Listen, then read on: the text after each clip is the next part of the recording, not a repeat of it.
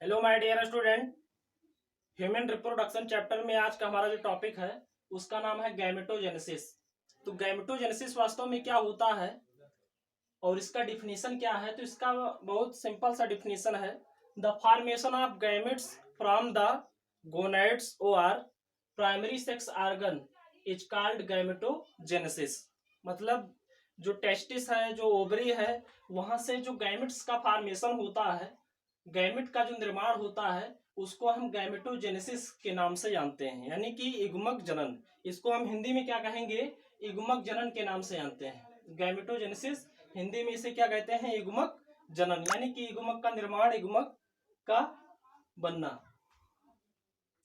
तो ये आज का हमारा टॉपिक है। इसमें हम समझेंगे किस प्रकार से गैमेट बनते हैं, गैमेट बनने की प्रक्रिया क्या कहलाती है, कौन कौन से गैमेट बनते हैं, और उन गैमेट्स का जो है जो स्ट्रक्चर होता है वो क्या होता है। तो पहला पॉइंट है गैमेटोजेनेसिस का, GnRH FSH LH regulates gametogenesis. ठीक है, कहने का मतलब है कि जो गैमेटोजेनेसिस है उसका जो नियंत्रण होता है वो हार्मोन्स के माध्यम से होता है। तो वह कौन कौन से हार्मोन्स होते हैं जो गैमेटोजेनेसिस की प्रक्रिया को रेगुलेट करते हैं? ये हार्मोन्स लिखे गए हैं यहाँ पर। एक है GnRH। तो GnRH का पूरा नाम क्या है? Gonadotropic releasing hormones, gonadotropin releasing hormones. FSH का क्या है? Follicle stimulating hormones. ये ऐसा हार्मोन्स है जो मेल और फीमेल दोनों में होता है। और LH क्या है? ल्यूटिलाइजिंग हार्मोन्स। तो ये तीन हार्मोन्स है जो गैमेटोजेनेसिस की प्रक्रिया को रेगुलेट करते हैं। इसके अलावा this hormone vitamin E is also essential for gametogenesis. इसके अलावा, इस हार्मोन्स के अलावा जो विटामिन ई है, ठीक है, ये गैमेटोजेनेसिस के लिए काफी आवश्यक होता है। मान लेते हैं किसी मेल या फीमेल में विटामिन ई की कमी है, तो क्या होगा कि उस मेल और फीमेल की जब प्यूबर्टी स्टेज आएगी तो प्यूबर्टी स्टेज में जो गैमेटोजेनेसिस की प्रक्रिया है ये अवरुद्ध होगी। मतलब गैमेटोजेनेसिस नहीं हो पाएगा, उसके अंदर गैमेट का फॉर्मेशन नहीं हो पाएगा। तो हार्मोन्स के अलावा क्या आवश्यक होता है? विटामिन ई की आवश्यकता होती है। अगला पॉइंट है, in human two type of gametes are form. यानी कि मानव में मेल फीमेल अलग अलग होते हैं। तो यूनिसेक्सुअल है मानव, तो उसमें क्या होगा कि मेल में अलग और फीमेल में अलग, यानी कि पूरे हम मानव जात की बात करें तो उसमें दो प्रकार के गैमेट का फॉर्मेशन होता है। तो मेल में जो गैमेट बनता है उसको क्या बोलते हैं? स्पर्मेटोजोआ के नाम से जानते हैं। क्या कहते हैं? स्पर्मेटोजोआ, या आप कह सकते हैं स्पर्म। और फीमेल में जो गैमेट बनता है उसको क्या बोलते हैं? उसे हम ओवा कहते हैं। OVA क्या कहते हैं? ओवा कहते हैं। या इसको आप एग कह सकते हैं, अंडाणु कह सकते हैं। तो मेल में स्पर्मेटोजोआ बनेगा जो मेल गैमेट होगा, फीमेल में ओवा बनेगा जो क्या होगा? Female gamete. और एक चीज आपको ध्यान में रखना है कि जितने भी गैमेट्स होते हैं वो सभी आगुणित तो होते हैं, हैप्लॉइड होते हैं, डिप्लॉइड कोई भी गैमेट नहीं होता है।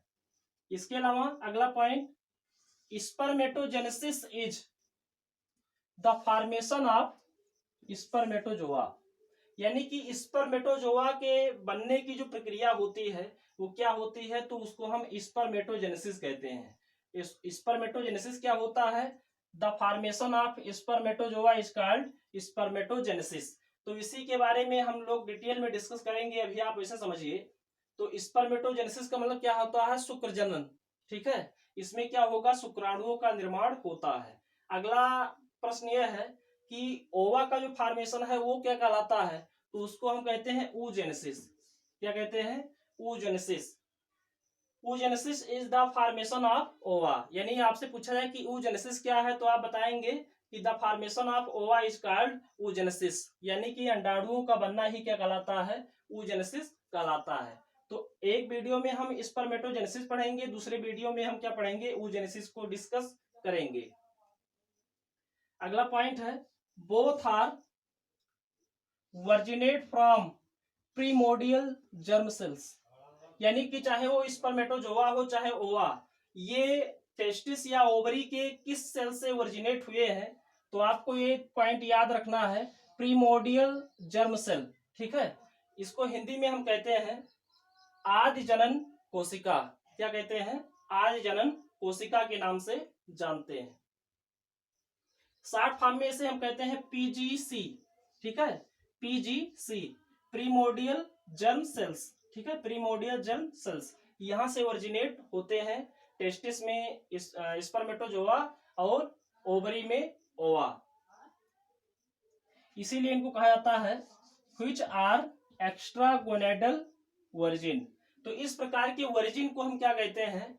एक्स्ट्रागोनेडल वर्जिन के नाम से जानते हैं। एक्स्ट्रागोनेडल वर्जिन क्यों कहते हैं? क्योंकि ये टेस्टिस या ओवरी में उपस्थित जो प्रीमोर्डियल जर्म सेल्स होते हैं वहां से ये ओरिजिनेट होते हैं, आदि जनन कोशिका से इनकी उत्पत्ति होती है। तो ये पॉइंट आपको अपने माइंड में रखना है। अगला पॉइंट है spermatozoa. Spermatozoa occurs in the seminiferous tubules of the testis. यानी स्पर्मेटोजोआ जो होते हैं, ठीक है, वो कहाँ होते हैं, कहाँ से बनते हैं? तो ये चीज आपको मालूम ही होगा कि टेस्टिस के अंदर बहुत सारे जो है डक्ट पाई जाती हैं, जिनको हम क्या कहते हैं? सेमिनिफेरस टिब्यूल्स कहते हैं, शुक्र जनन नलिका के नाम से जानते हैं। उसी नलिका से जो है स्पर्म का निर्माण, स्पर्मेटोजोआ का निर्माण होता है। तो ये कहाँ होता है? टेस्टिस के अंदर। अगला है oogenesis occurs in the follicles of ovary. और अगर आपसे पूछा जाए कि oogenesis की प्रक्रिया कहाँ होती है, तो आपको याद रखना है कि ओवरी के अंदर बहुत सारे क्या होते हैं? फॉलिकुलर सेल्स होते हैं। फॉलिकल्स पुटिकाएं होती हैं, हिंदी में बोले तो इसी पुटिका कहते हैं, पुटिकाएं होती हैं। तो उसी पुटिका से oogenesis की प्रक्रिया होती है। कब होती है? जब क्या होता है, प्राइमरी oocyte जो है सेकेंडरी oocyte में, सेकेंडरी oocyte टर्सरी oocyte में, और टर्सरी oocytes ग्राफियन फॉलिकल्स में जब चेंज होते हैं, तो ग्राफियन फॉलिकल्स से सेकेंडरी oocyte बाहर निकलता है। उसी को हम क्या कहते हैं? oogenesis के नाम से जानते हैं। तो ये पॉइंट आपको याद रखना है। तो स्पर्मेटोजेनेसिस कहाँ होता है? सेमिनिफेरस टिब्यूल्स में होता है। और oogenesis कहाँ होता है? फॉलिकुलर सेल्स के अंदर, ओवरी के अंदर उपस्थित फॉलिकुलर सेल्स के अंदर ये प्रक्रिया होती है। अगला पॉइंट है formation of gametes start at puberty. यानी कि चाहे वो मेल हो चाहे फीमेल, उसमें गैमेट्स का फॉर्मेशन कब होता है? जब उस मेल या फीमेल की प्यूबर्टी स्टेज आती है, तब ये प्रक्रिया होती है। फीमेल में प्यूबर्टी पहले आता है, मेल में प्यूबर्टी बाद में आता है। इसके बाद में अगला पॉइंट है गैमेटोजेनेसिस डिवाइडेड इनटू 3 स्टेज। यानी गैमेटोजेनेसिस की पूरी प्रक्रिया में, गैमेट निर्माण की पूरी प्रक्रिया में कितने स्टेज होते हैं? तो ये पॉइंट आपको याद रखना है कि 3 स्टेज होते हैं। कौन कौन से स्टेज होते हैं? तो यहाँ पर देखिए नाम लिखा गया है। पहला स्टेज है मल्टीप्लीकेशन फेज। मल्टीप्लीकेशन फेज, इसको हम हिंदी में कहते हैं गुणन प्रावस्था। इस प्रावस्था में क्या होता है कि समसूत्री विभाजन होता है, और समसूत्री विभाजन की वजह से प्रीमोर्डियल जर्म सेल्स से बहुत सारे सेल्स बनते हैं, जिसको हम क्या कहते हैं? स्पर्मेटोगोनिया के नाम से जानते हैं। किस नाम से जानते हैं? स्पर्मेटोगोनिया के नाम से जानते हैं। तो इसमें समसूत्री विभाजन होता है इस फेज में, और बहुत सारे सेल का निर्माण होता है, इसे हम गुणन प्रावस्था कहते हैं। दूसरा फेज है ग्रोथ फेज। ग्रोथ फेज को हिंदी में कहते हैं वृद्धि प्रावस्था। यानी कि जो स्पर्मेटोगोनिया बनते हैं, उनके शेप और साइज में क्या होती है? वृद्धि होती है। तीसरा फेज क्या है? Maturation phase. मेचुरेशन फेज में क्या होता है? अर्धसूत्री विभाजन होता है, और अर्धसूत्री विभाजन के बाद में बहुत सारे सेल्स बनते हैं, जिनको हम स्पर्मेटिड कहते हैं। और स्पर्मेटिड में मेटामॉर्फोसिस होता है और स्पर्म का निर्माण होता है। तो इसे हम हिंदी में परिपक्वन प्रावस्था कहते हैं। तो ये 3 प्रावस्थाएं होती हैं गैमेटोजेनेसिस में, मल्टीप्लीकेशन फेज, ग्रोथ फेज और मैच्योरेशन फेज। आगे देखते हैं।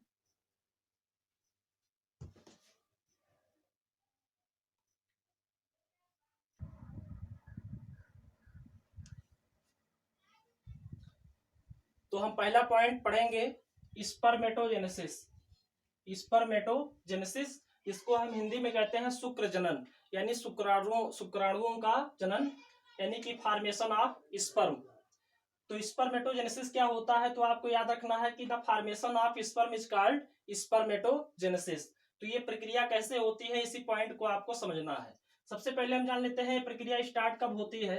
तो आपको ध्यान रखना है कि it start at age of puberty, यानी ये जो है प्रक्रिया कब स्टार्ट होती है, प्यूबर्टी स्टेज जब आता है मेल या फीमेल का, तो ये प्रक्रिया स्टार्ट हो जाती है।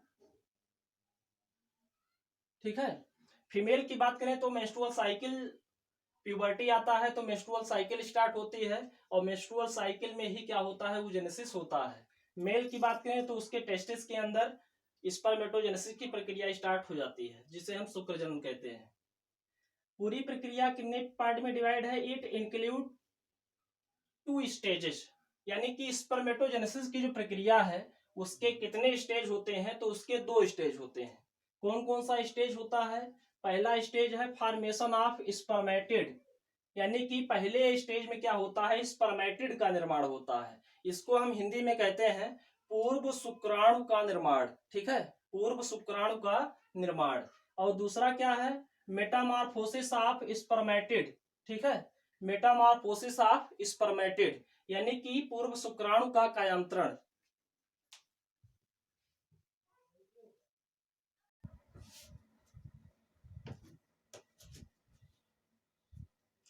तो स्पर्मेटोजेनेसिस की प्रक्रिया 2 स्टेज में कंप्लीट होती है। फॉर्मेशन ऑफ स्पर्मेटिड यानी कि पूर्व शुक्राणु का निर्माण, और दूसरा क्या है, मेटामॉर्फोसिस ऑफ स्पर्मेटिड यानी कि पूर्व शुक्राणु का कायांतरण।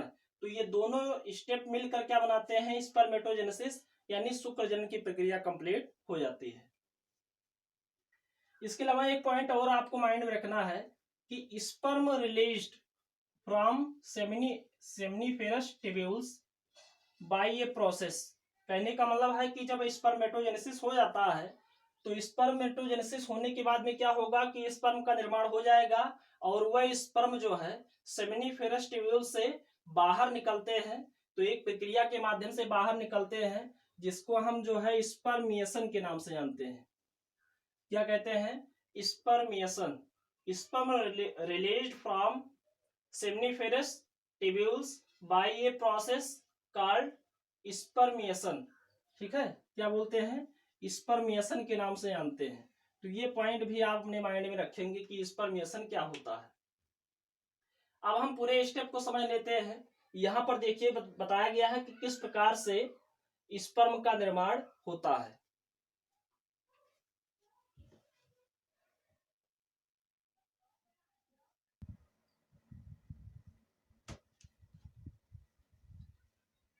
तो आपको बताया गया कि जो स्पर्म का निर्माण होता है, यानी स्पर्मेटोजेनेसिस जहां से स्टार्ट होता है, वो टेस्टिस के अंदर से स्टार्ट होता है, सेमिनिफेरस टिब्यूल्स के अंदर। तो सेमिनिफेरस टिब्यूल्स के अंदर विशेष प्रकार की कोशिकाएं पाई जाती हैं, जिनको हम कहते हैं primordial germ cell. Primordial germ cell Hindi में क्या बोलते हैं, आदि जनन कोशिका के नाम से जानते हैं। तो स्पर्मेटोजेनेसिस की जो प्रक्रिया है वो कहां से प्रारंभ होती है, सेमिनिफेरस टिब्यूल्स में उपस्थित आदि जनन कोशिकाओं से प्रक्रिया स्टार्ट होती है, जिसको हम इंग्लिश में कहते हैं प्रीमोर्डियल जर्म सेल्स के नाम से जानते हैं। अच्छा, अगर आपसे पूछा जाए कि जो प्रीमोर्डियल जर्म सेल्स होते हैं वो द्विगुणित होते हैं कि आगुणित होते हैं, तो आपको याद रखना है कि ये 2n होता है, यानी कि द्विगुणित डिप्लॉयड होता है। तो ये इस प्रक्रिया को, अब यहाँ पर डिवीजन होता है तो इसीलिए इसे हम कहते हैं मल्टीप्लीकेशन फेज के नाम से जानते हैं। मल्टीप्लीकेशन फेज क्यों कहते हैं, गुणन प्रवस्था क्यों कहते हैं, क्योंकि यहाँ पर क्या होता है कि प्रीमोर्डियल जर्म सेल्स से बहुत सारी नई कोशिकाओं का निर्माण होता है। तो इसीलिए इसे हम मल्टीप्लीकेशन फेज या इसे हम गुणन प्रवस्था के नाम से जानते हैं। और यहाँ पर जो डिवीजन होता है वो कौन सा होता है, तो समसूत्री विभाजन होता है। समसूत्री विभाजन आपको मालूम होगा, 11 में आप पढ़ चुके हैं, माइटोसिस कहते हैं। तो माइटोसिस में क्या होता है कि एक कोशिका से 2 कोशिका का निर्माण होता है, लेकिन क्रोमोसोमल नंबर में कोई चेंजिंग नहीं होती है। तो मतलब प्रीमोर्डियल जर्म सेल्स द्विगुणित है, तो उससे बनने वाली जो कोशिकाएं होंगी वो भी क्या होंगी, द्विगुणित होंगी। तो यहाँ पर देखिए एक कोशिका से 2 कोशिका का निर्माण हुआ है, और ये क्या है, 2n ही है। ठीक है, फिर 2 कोशिकाओं से 4 कोशिका बनी हुई है, और ये सब क्या है, 2n है। तो प्रीमोर्डियल जर्म सेल से जो नई कोशिकाएं बनती हैं, उन नई कोशिकाओं को हम क्या कहते हैं, स्पर्मेटोगोनिया के नाम से जानते हैं। किस नाम से जानते हैं, स्पर्मेटोगोनिया के नाम से जानते हैं। हिंदी में अगर आप कहना चाहें तो शुक्राणुजन कोशिका कह सकते हैं, शुक्राणुजन कोशिका के नाम से इसे कहा जाता है, जाना जाता है। तो प्रीमोर्डियल जर्म सेल से जो समसूत्री विभाजन के उपरांत जो नई कोशिकाएं बनती हैं, बहुत सारी होती हैं। यहाँ पर आपको केवल 4 के बारे में दिखाया गया है।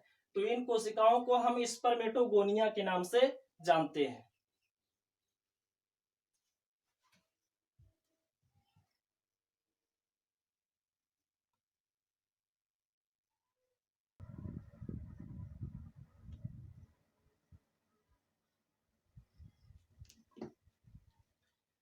तो यहाँ पर बहुत सारी कोशिकाएं बनती हैं जिसे हम स्पर्मेटोगोनिया कहते हैं।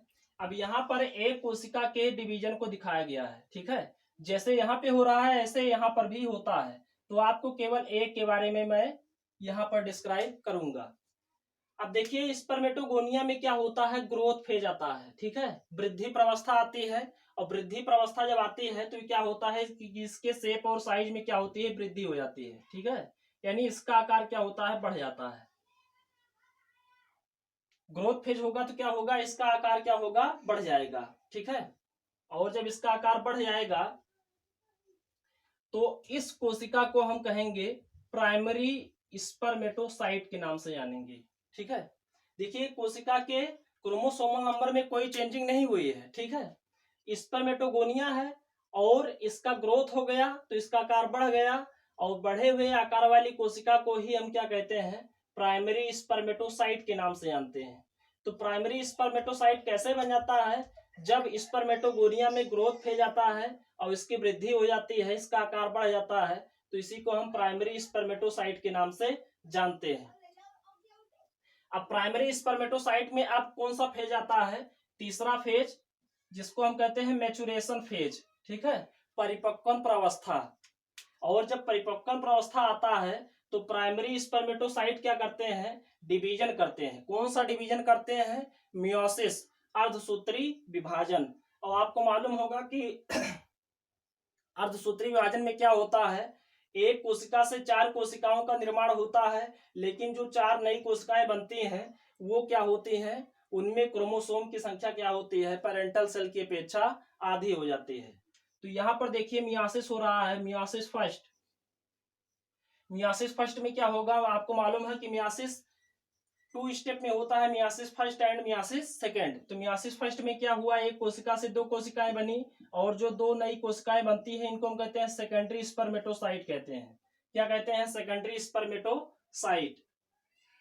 जो पहली कोशिका थी उसे हम प्राइमरी स्पर्मेटोसाइट, और इसमें जब अर्धसूत्री विभाजन होता है 2 नई कोशिकाएं बनती हैं तो इनको हम कहते हैं सेकेंडरी स्पर्मेटोसाइट के नाम से जानते हैं।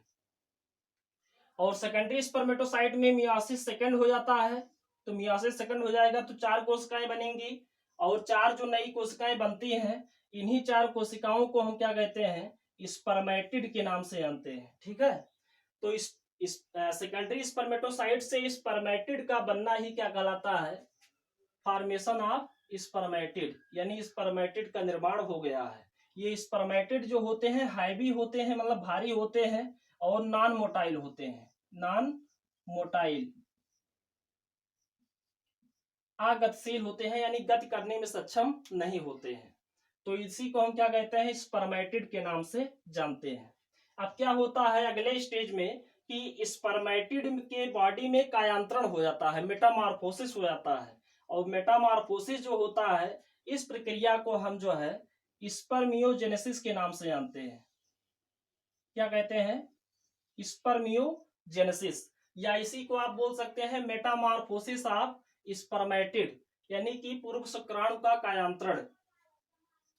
तो ये टर्म भी अगर आपसे पूछा जाए कि स्पर्मियोजेनेसिस क्या है, तो आप बताएंगे कि स्पर्मेटिड से स्पर्म का बनना, मोटाइल स्पर्म का बनना ही स्पर्मियोजेनेसिस कहलाता है। तो यहाँ पर देखिए प्रत्येक स्पर्मेटिड से क्या बन गए हैं, मोटाइल स्पर्म का निर्माण हो गया है, ठीक है, गतिशील शुक्राणुओं का निर्माण हो गया है।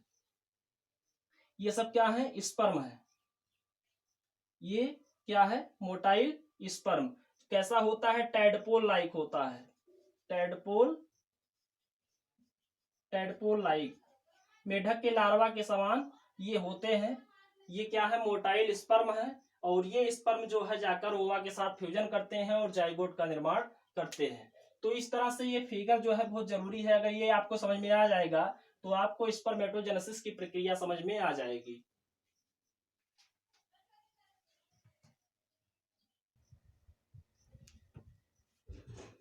अब इसके बाद में हम बात कर लेते हैं कि जो स्पर्मेटोजेनेसिस है इसका हार्मोनल कंट्रोल कैसे होता है। मतलब स्पर्मेटोजेनेसिस की प्रक्रिया को किस तरह से हार्मोन्स कंट्रोल करते हैं। तो जैसे यहाँ पर देखिए लिखा गया है हेडिंग हार्मोनल कंट्रोल। अब आपको याद रखना है कि हाइपोथैलेमस जो होता है, ब्रेन का पार्ट है हाइपोथैलेमस। हाइपोथैलेमस जो होता है वहां से एक फैक्टर रिलीज करता है जिसको हम GnRH कहते हैं, गोनाडोट्रोपिक रिलीजिंग हार्मोन्स। ये गोनाडोट्रोपिक रिलीजिंग हार्मोन्स क्या करता है, पिट्यूटरी ग्लैंड के इंटीरियर पार्ट को उत्प्रेरित कर देता है। पिट्यूटरी ग्लैंड के इंटीरियर पार्ट को क्या करता है, उत्प्रेरित कर देता है, पीयूष ग्रंथ के अगले भाग को उत्प्रेरित करता है, जहां से दो हार्मोन्स निकलते हैं, LH और FSH, LH और FSH, ल्यूटिलाइजिंग हार्मोन्स और फॉलिकुलर स्टिमुलेटिंग हार्मोन्स। ये FSH क्या करता है, सर्टोली सेल्स को एक्टिव करता है, सर्टोली सेल्स को क्या करता है, एक्टिव करता है। और सर्टोली सेल्स क्या करते हैं, स्पर्म को न्यूट्रिशन देने का काम करते हैं, और इसके अलावा जो है स्पर्मियोजेनेसिस की प्रक्रिया को कंट्रोल करते हैं, स्पर्मियोजेनेसिस की प्रक्रिया को कंट्रोल करते हैं। LH क्या करता है, लेडिक सेल को एक्टिव करता है, टेस्टिस के अंदर लेडिक सेल को क्या करता है, एक्टिव करता है, और ये लेडिक सेल से क्या बनने लगता है, एंड्रोजन हार्मोन्स। ठीक है, जो क्या है, male sex hormones, male sex hormones. तो एंड्रोजन लेडिक सेल से निकलने लगता है, और एंड्रोजन के कारण क्या होता है, स्पर्मेटोजेनेसिस की प्रक्रिया क्या होती है, कंट्रोल होती है। तो इसको हम कहते हैं हार्मोनल कंट्रोल ऑफ स्पर्मेटोजेनेसिस। अगले वीडियो में आप पढ़ेंगे oogenesis।